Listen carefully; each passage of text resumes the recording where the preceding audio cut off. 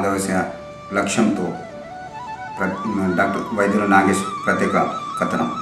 చరిత్ర మన కథనం అవమ్ ఛానల్ వీక్షించేందుకు కస్టమర్లు రెడీగా ఉన్నారు.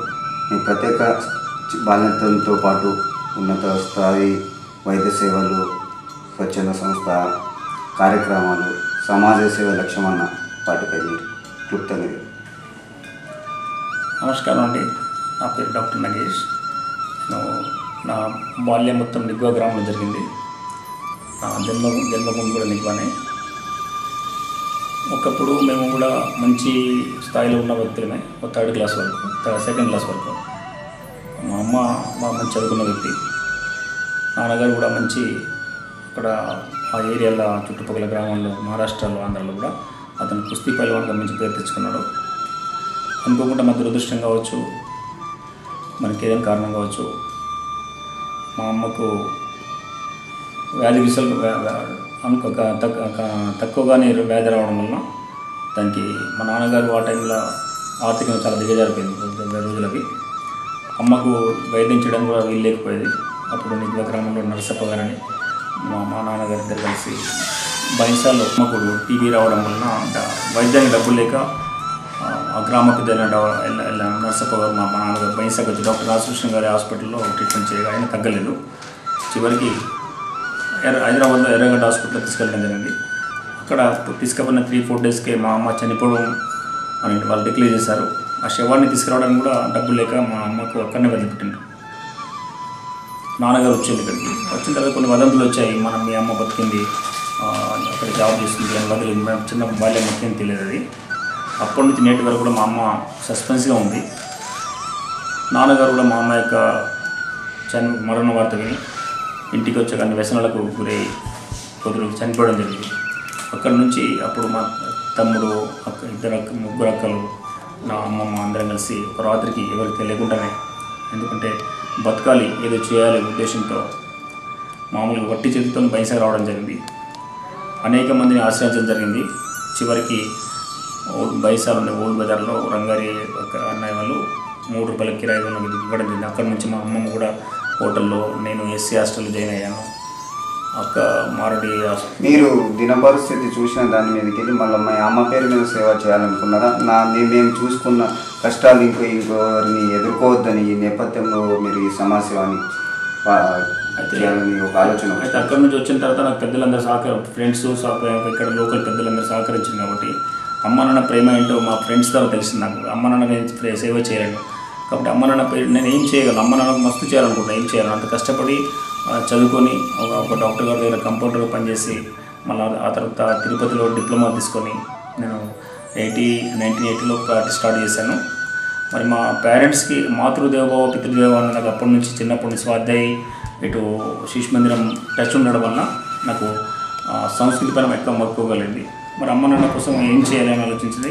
అమ్మ నాన్న పేరు ట్రస్ట్ చేసి నా వచ్చిన ఇన్కంలో 25% అమ్మ నాన్న ట్రస్ట్లో ఖర్చు పెట్టి అక్కడి నుంచి వైద్య శిబిరాలు, అవగాహన సదస్సులు, విద్యార్థులు ప్రోత్సాహ బహుమతులు, మెరిటోరియస్ స్టూడెంట్స్కి స్కాలర్షిప్స్ ఇలాంటి అనేక కార్యక్రమాలు చేపట్టి మూఢనమ్మకాలకు అవగాహన సదస్సులు, అప్పుడు భానుమతి మూఢనమ్మ కార్యక్రమాలు ఉండేవి. కిరుగుల గ్రామంలో కూడా చరిత్రాత్మకమైన విజయం అది. మొత్తం బైన్సాలో సేవాకారం అన్నీ చేసిన దాని గ్రామ పెద్దలు, నా ఫ్రెండ్స్, మళ్ళీ మా డాక్టర్స్ సోదరులు కూడా చాలా హెల్ప్ చేశారు. ఇలా దాదాపు 200 క్యాంప్స్ కండక్ట్ చేశాను. ఒక పెద్ద క్యాంప్ కీన్లో మండలమాచారం ట్రస్ట్ మా అమ్మ పేరు దాని ట్రస్ట్ ఏర్పాటు చేసి రాజవ్వ మెమోరియల్ ట్రస్ట్ ఇద్దరం కలిసి దాదాపు 6,000 పేషెంట్స్కి 60 మంది డాక్టర్ల సహకారంతో 6 లక్షల మంది పంపడం, ఇలాంటి ఎన్నో అనేక కార్యక్రమాలు చేపట్టినారు. ఆ తర్వాత ఏదో ఇంకా చేయాలి, దాదాపు 20 years నిర్విరామంగా వైద్య సేవలు శిబిరాలు చేయడం జరిగింది. మీ విద్యా బోధన ఎలా సాగింది? మీరు గురువు ఎవరైనా? నేను విద్య అంటే ఒక బైన్సా నుంచి నిగ్వా నుంచి 5th క్లాస్లో వచ్చిందాక నాకు ఎస్సీ హాస్టల్లో అడ్మిషన్ ఇప్పించారు మా గ్రామ పెద్దలు. ఎస్సీ హాస్టల్లో పిల్లల యొక్క సహకారం నాకు బాగా జరిగింది. 6th నుంచి 7th వరకు చాలా నాకు చక్కగా చూసిండు. అంబేద్కర్ పుణ్యం కావచ్చు, ఇక్కడ ఎస్సీ విద్యల పుణ్యం కావచ్చు, నేను చాలా చక్కగా 10th వరకు నాకు ఎలాంటి ఆటంకం చదువుకున్నాను. ఆ నుంచి చదువు మానేసి డాక్టర్ రాధాకృష్ణ గారి దగ్గర ఎల్లగౌడ గారు మా గాడ్ ఫాదర్ అయినా అక్కడ ఉంచి 5 years 6 years అక్కడ కంపౌండర్గా పనిచేస్తాను అక్కడ. ఆ తర్వాత ఇంటర్మీడియట్, ఆ తర్వాత డిగ్రీ గిరిరాజ్ కాలేజీలో చేశాను. మళ్ళీ తిరుపతిలో డిప్లొమా చేశాను అందరి సహకారంతో. మళ్ళీ లా కాలేజ్ అడ్మిషన్ తీసుకున్నాను నాందేడ్లో. అతను నాగ్పూర్లో ఆక్యుపెన్షన్ తీసుకున్నాను. ఇలా అంచెలంచెలుగా నాకు ఎడ్యుకేషన్ అంటే చాలా ఇష్టం కాబట్టి మా అబ్బాయి మెడికల్ కాలేజ్ పోతే నేను లా కలిపాను 40 years ఏజ్లో కూడా. ఇలా అందరి ప్రోత్సాహంతో నేను చదువుకున్నాను, బాగా కష్టపడ్డాను. ఈరోజు మీరు కష్టపడ్డ విద్యాబోధనపై విద్యార్థులకు మీరు అవగాహన కల్పించిన దృశ్యం ఎక్కడైనా ఉంటే వివరించండి. నేను పడ్డ బాధలు ఇతరులు పడొద్దు అనే ఉద్దేశంతో ప్రతి గ్రామాల్లో ప్రభుత్వ స్కూళ్ళలో పోయి ఒక విద్యార్థులు కూర్చున్నాను. మీ టాలెంట్, మీ లోపల గొప్ప వ్యక్తి ఉన్నారు, మీరు తలుచుకుంటే ఏమైనా చేయగలుగుతారు, ఆ టాలెంట్ ఉపయోగించండి. టాలెంట్ ఎవరు ఆపలేదు, బీదరికం దగ్గర అడ్డు రాదు. ఉదాహరణ నేనే అమ్మ నాన్న కోల్పోయి కూడా ఎలాంటి ఆస్తి లేకుండా కూడా ఎంతవరకు వచ్చానంటే దానికి కారణం నా పట్టుదల. కాబట్టి మీలో పట్టుదల ఉండి ఒక కలగలండి, మంచి కలగలండి. మన కళ్ళ ముందు అబ్దుల్ కలాం గారు ఉన్నారు, వారు బీద పరిస్థితులు డెవలప్ అయింది. మన వారికి స్ఫూర్తి తీసుకోండి. మహాభారత పురుష చరిత్ర చదవండి. లైబ్రరీ ప్రతి గ్రామం లైబ్రరీలో ఓపెన్ చేయడం జరిగింది. అనేక గ్రామాల లైబ్రరీ గ్రంథాలయం కూడా స్టార్ట్, యువజన సంఘాలు ఏర్పడేస్తాం. యువజన సంఘాల ద్వారా అనేక స్కూల్లో, కాలేజీలలో, డిగ్రీ కాలేజీలో, మహిళా కాలేజీలో, అనేక కాలేజీలో కూడా ఇక్కడ వాళ్ళ దగ్గరికి వెళ్ళి మన అవగాహన కల్పించి మీరు చేయగలుగుతారు, మీరు చదవగలుగుతారు అనే ఉద్దేశం వాళ్ళు. ఇప్పుడు అక్కడ ఎక్కడ అవగాహన వాళ్ళు ఇప్పుడు డాక్టర్లు, ఐఏఎస్లు, ఐపీఎస్ అయిన చాలా హ్యాపీగా ఉంది నిజంగా. ఆ రోజు మేము స్కూళ్ళలో మేము చిన్న పని అనుకున్నాం కానీ అది ఇంతవరకు వస్తుంది అనుకోలేదు. నాకు ఎక్కడ పోయినా ఆదరణ, ఏ గ్రామంలో కూడా నాకు ఆదరణ ఉందంటే కారణం సేవా కార్యక్రమంలో. దీనికి అందరూ సహకారం వల్ల ఒక్కరితో కాదు, ప్రతి ఒక్కరు కూడా ఈ జీవితం శాశ్వతం కాదు, మన చరిత్ర మనమే రాసుకోవాలి. మన ఆస్తి, మన ప్రాపర్టీ, మన చదువు ఇక్కడ ఉంటాయి కానీ చేసిన పనులు మాత్రం మన అంబడి ఉంటాయి. ఇప్పుడు కూడా చిరకాలంగా మనం ఒక 500 years బతకవచ్చు. స్వామి వివేకానంద కావచ్చు, అంబేద్కర్ జీ కావచ్చు, అబ్దుల్ కలాం కావచ్చు. వారి చరిత్ర పుటలో మనం కూడా వెళ్ళాలంటే వారి యొక్క పుస్తకాలు చదవాలి, వారి చరిత్ర చదివి వాళ్ళలాగా మనం జరగడానికి ప్రయత్నం చేయాలి. అందరికీ నేను ఇదే చెప్తాను ఉంటాను. ఇప్పుడు కూడా ప్రతి స్కూల్కి వెళ్తూనే ఉంటాను నేను. గతంలో మీరు రాజకీయంలో వస్తున్నారని కొన్ని ఊహలు వచ్చాయి, మీరు అటువంటిపై విశ్లేషించి చెప్పారు. అయితే రాజకీయం అనేది చాలా మంచిది, మంచి వాళ్ళ మౌనం అత్యంత ప్రమాదకరం. నేను రాజకీయాల్లో వెళ్ళి ఒక మంచి నాయకుడు కావాలన్న బదులు ఒక నాయకుని తయారైన ఉద్దేశం నాకు వచ్చింది. గ్రామాల్లో యువజన సంఘాలు ఏర్పాటు చేసి వాళ్ళలో చైతన్యం కల్పించి వాళ్ళ దాదాపు 50 గ్రామాల్లో మా యువకులు సర్పంచులుగా పనిచేస్తున్నారు, మండల ప్రెసిడెంట్గా పనిచేస్తున్నారు, ఎమ్మెల్యేల పోటీలు కూడా తయారవుతున్నారు ఇప్పుడు. కాబట్టి మనం ఒక రాజకీయాల్లో వెళ్తే మనం ఒక్కడే డెవలప్ అవుతాం, కానీ మనం రాజకీయ నాయకులు తయారు చేసే అవకాశం మనకు ఉంది. కాబట్టి అలాంటి ఉద్దేశం ఇప్పుడు కలగలేదు రాజకీయాల్లో. నేను రావడానికి నాకు అంత ఇంట్రెస్ట్ కూడా లేదు. కాకపోతే అందరిలో రాజకీయ సంబంధం లేకుండా ప్రతి గ్రామంలో యువకులు ముందుకు రావాలి, విద్యావంతులు ముందుకు రావాలి. అన్ని ఉద్యోగాలకు అర్హత ఉంది, కానీ రాజకీయానికి నాయకులకు అర్హత లేదు. కాబట్టి వీళ్ళకు కూడా ఒక మంచి విద్యార్హత కల్పించి సర్పంచ్ నుంచి ఎంపీ వరకు విద్యావంతులు అయితే ఇంకా మంచిగా ఉంటుంది. ఈ రోజుల్లో చూడండి, 10 years కంటే ఇప్పుడు ఎంత మార్పు వచ్చింది ముదల్ తాలూకాలో. ప్రతి యువకుడు ముందుకు వస్తున్నాడు, చాలా హ్యాపీగా గర్వంగా ఫీల్ అవుతుంది. నేను రాజకీయ నాయకుడు కంటే ఎక్కువ గర్వపడతాను, ఎందుకంటే నా పిల్లలందరూ పైకి వస్తున్నారు. అంతకన్నా ఏం కావాల్సింది సార్. ఇప్పుడు ఇన్ని సమాజ సేవలు, మీరు ప్రశంస పత్రాలు, అన్ని కార్యక్రమాలు చేశారు. ముందు ఏ సేవ కార్యక్రమాలు చేయాలి? అయితే గతంలో అనేక సేవాకారం చేపట్టి పేరు కావచ్చు, ప్రతిష్టలు కావచ్చు, అందరికి అండదండలు అందాయి. చివరికి మనం ఎటుకోవాలో అర్థం కావట్లేదు. ప్రతి ఒక్కరు ఏదో ఇదే ఆలోచిస్తూ ఉంటున్నారు. డాక్టర్ నగేష్ గారు రాజకీయాలు వస్తారు, రాజకీయాలు. కానీ నేను ఆధ్యాత్మిక రంగంలో ఎంచుకున్నాను. ఇప్పుడు స్వాధ్యాయ మార్గంగా మాతృదేవోభవ, పితృదేవోభవ, ఆచార్య దేవోభవ, అతిథి దేవ అనే ఈ యొక్క లక్ష్యంతో ప్రతి ఈ తాలూకా లెవెల్లో గ్రామానికి వెళ్ళి ఇంటింటికి వెళ్ళి కలవడం జరుగుతుంది. ఆధ్యాత్మికం ద్వారా మనం మార్పు తీసుకోవచ్చు. ఎందుకంటే మన సంస్కృతి చాలా గొప్పది, ప్రపంచానికి వెలుగు చూపాలి. ప్రతి ఒక్క వ్యక్తి కూడా ఒక అహింస మార్గం పట్టుకుని మహాత్మా గాంధీ మహాత్ముడయ్యాడు. ఒక త్యాగం చేసి భగత్ సింగ్ మన దేశం కోసం మనకు స్వతంత్రం తన ప్రాణం అర్పించరు.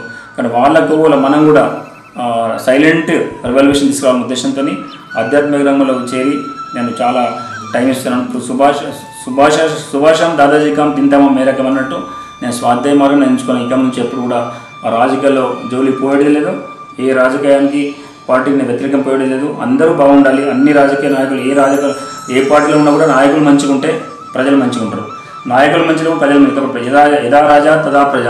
కాబట్టి మంచి నాయకులు వెన్నుకోవాలి. మీకు ప్రతి ఒక్కరికి భగవంతుడు బుద్ధినిచ్చిండు.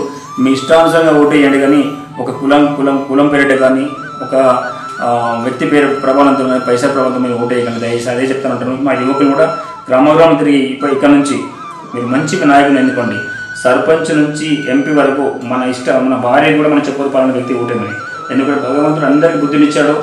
అతను సొంతంగా ఆలోచించి ఎన్నుకున్నట్టు చాలా మంచి నాయకులు వస్తారు. అదే ప్రయత్నం ఉన్నాం అందరికీ. ఇదే నేను చెప్తుంటాను. సరే, ఇప్పుడు మన గైన్సా మండలంతో పాటు తాను మండలం వివిధ ప్రాంతాల్లో మద్యపానం నిషేధం గావించారు. మీరు స్వాధ్యాయకులుగా ఆ మద్యపానం దురలవాట్ల పైన ఏమైనా అవగాహన సదస్సులు ఏమైనా ఏర్పాటు చేస్తారా సార్?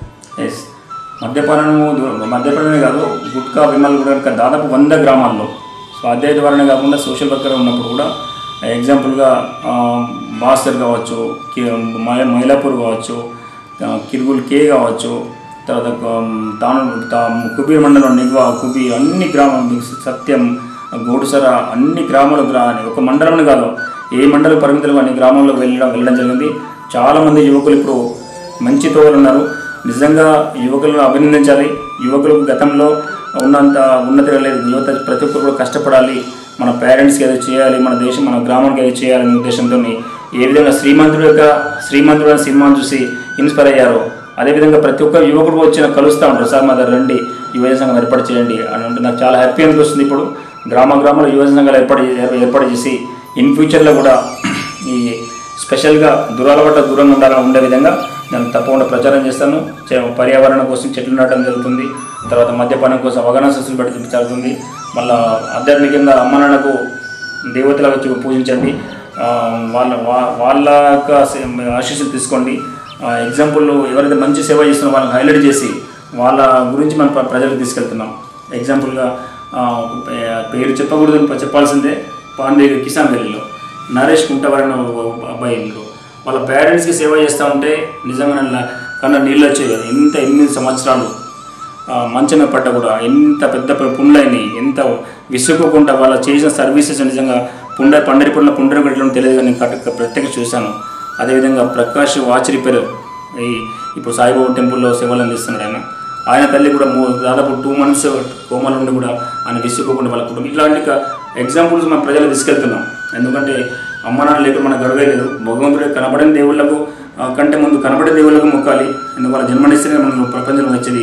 వాళ్ళు ఏం చేసినా ముఖ్యం కాదు, మనం వాళ్ళకు ఏం చేసినాం. ఈ ఉద్దేశంతోనే ప్రతి ఒక్క స్టూడెంట్ తన పొద్దున్న లేవగానే అమ్మ నాన్నకు ఫోటో దగ్గర ఉంచుకున్న హాస్టల్లో పిల్లలు కూడా వాళ్ళకు పాదాభిందనం చేసి మీ పని పెట్టండి వాళ్ళ ఆశీస్సులు అద్భుతంగా ఉంటాయి. అమ్మ ప్రేమ వర్ణించలేదని చూడలేదు కానీ అమ్మనే నాకు అప్పుడప్పుడు ఫస్ట్ క్లాస్లో మా అమ్మ ఉండే. అమ్మ చేసిన కొన్ని నీళ్ళు కనపడతాయి. కాబట్టి అందరూ సేవ చేస్తుంటే మా అమ్మకు సేవ చేసి నాకు అనిపిస్తుంది. కాబట్టి నా ఉద్దేశం ఫస్ట్ పేరెంట్స్కి సర్వీస్ ఇవ్వండి, పేరెంట్స్ మంచిగా ఉంచండి, పేరెంట్స్ దగ్గర ఉంచుకోండి. ఏ కుటుంబంలో అయితే అమ్మ నాన్న ఉంటారో ఆ కుటుంబం మన్మలు మంచి సంస్కృతి ఉంటారు. ఎందుకంటే వాళ్ళ బాధలు చెప్పుకుంటే వినేది అమ్మ నాన్నలే. ఈ అసలైన ప్రాపర్టీ దూరం చేసి మన కుటుంబం నాశనం చేసుకోదని అందరూ చెప్తూ ఉంటాను. ఉమ్మడి కుటుంబం చాలా గొప్పది. మన ప్రపంచం మన వైపు చూస్తుంది. ఇవాళ మన ప్రపంచం యొక్క పాశ్చాత్య మనకు సంస్కృతి అవసరం లేదు. మన భారతీయ సంస్కృతి చాలా గొప్పది. కుల మధ్య భేదాలకు అతీతంగా ప్రతి ఒక్కరు కూడా అమ్మ నాన్నకు సేవ చేయాలి, తమ దైవాన్ని ప్రార్థించాలి, మనం ముందుకెళ్ళాలి. దైవానుగ్రహము అమ్మ నాన్న ఆశీస్సులు తీసుకుంటే మనం ఎంత డెవలప్ కావచ్చు. ఇదే విషయం చెప్తాను. దూరం అయిపోతున్నాయని ఊహాగానం చేస్తున్నాయి. హిందూ సాంప్రదాయబద్ధంగా పండుగలు జరగడం కొన్ని అణచివేతలు జరుగుతున్నాయి. ఇప్పుడు మనకు రాబోయే రాఖీ పౌర్ణిమ మీ స్వాధ్యాయ కానీ మీ అవగాహన ఎలా ఉంటుంది? ప్రత్యేకంగా హిందూ అని కాకుండా ఏ మతమైనా తన పండుగల్ని గౌరవిస్తూ తన మత గ్రంథాలని అధ్యయనం చేసి మనం కరెక్ట్గా మన పండుగ జరుపుకున్నట్టయితే ఏ మత సమస్యలు రావు. మత సామరస్యకు అందరూ తోడ్పడినట్టు అది. ఇక్కడ ప్రతి ఒక్క పండుగ దానికి ఒక చరిత్ర ఉంటుంది. ఆ చరిత్ర చదవండి, ఎన్ని పండుగలు చేసినా వేస్టే. పండుగ ఎందుకు చేస్తున్నారు, ఆ పండుగ విశిష్టత ఏంటి, అది మనం అధ్యయనం చేయాలి. గతంలో బ్రాహ్మణ్స్ ఉండేవాళ్ళు, మన ఇంటింటికి వచ్చి ఈ యొక్క పండుగల విశిష్టత తెలిపారు. ఈ రోజులో దురదృష్టము బ్రాహ్మణ్స్ యొక్క సంఖ్య తగ్గిపోయింది. వాళ్ళందరూ ప్రభుత్వ ఉద్యోగాలకు ప్రయత్నం చేస్తున్న ఎడ్యుకేటెడ్స్ అయిపోయింది. పూజారుల సంఖ్య తగ్గిపోయింది. వాళ్ళకు ట్రైనింగ్ క్లాసెస్ లేవు.